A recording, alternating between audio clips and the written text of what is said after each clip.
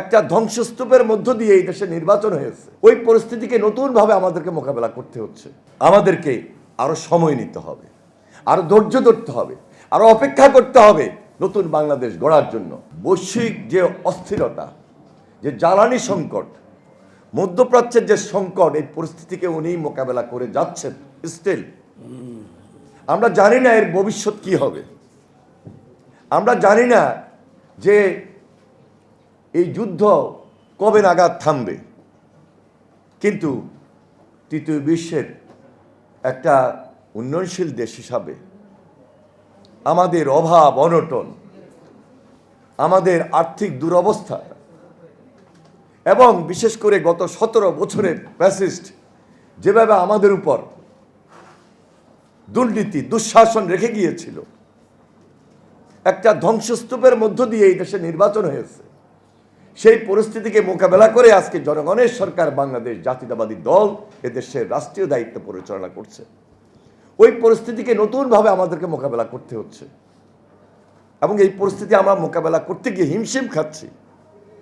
তারপরেও day one থেকে মাননীয় প্রধানমন্ত্রী জনাব তারেক রহমান তার বিচক্ষণতা, তার কর্মদক্ষতা, দেশকে স্থিতিশীল রাখার জন্য যেভাবে একটা চ্যালেঞ্জ নিয়ে বাপের মতো পিতা শহীদ রাষ্ট্রপতি জিয়া রহমানের যে জনপ্রিয়তা ছিল, এই দেশকে নিয়ে যেভাবে জনবান্ধব সরকার, দেশপ্রেমিক সরকার হিসাবে মানুষের পাশে থেকে কাজ করেছিলেন এবং দেশের নেত্রী বেগম খালেদা জিয়ার যে অসমাপ্ত কাজ সমাপ্ত করার জন্য আজকে নতুন উদ্যোগ নিয়ে সাধারণ মানুষের পাশে গিয়ে কাজ করা শুরু করেছেন।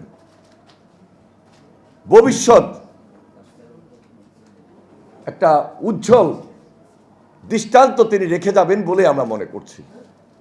কারণ কাজের শুরুটা, তার অভিজ্ঞতা, তার দক্ষতা, বাংলাদেশকে স্থিতিশীল রাখার জন্য যে চ্যালেঞ্জ নিয়ে তিনি মাঠে নেমেছেন, তার যে আগ্রহ, এটা প্রথম থেকে আমরা বলতে পারি এটা মহত্বের লক্ষণ।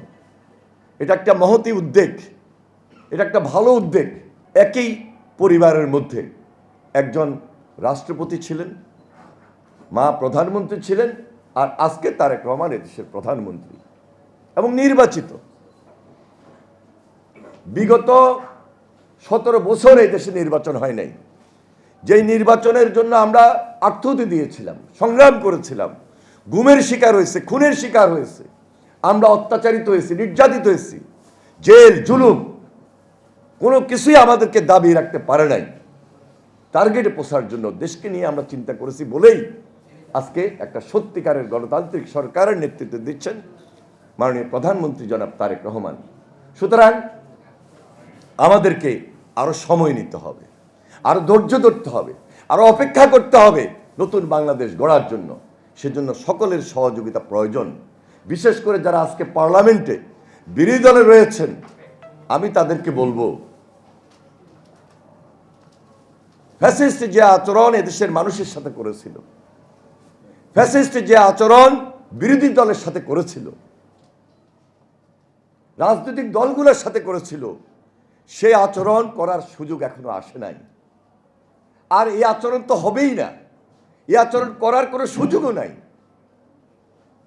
কারণ একটা গণতান্ত্রিক দেশে যদি সমাধানের দিকে যেতে হয়, যদি লক্ষ্যে পুষতে হয়, গণতান্ত্রিক ভাষা, রীতি নীতি ফলো করেই আমাকে বিরোধী দল, সরকারি দল একে অপরের জন্য সংগ্রাম করেই দেশটাকে গড়তে হবে।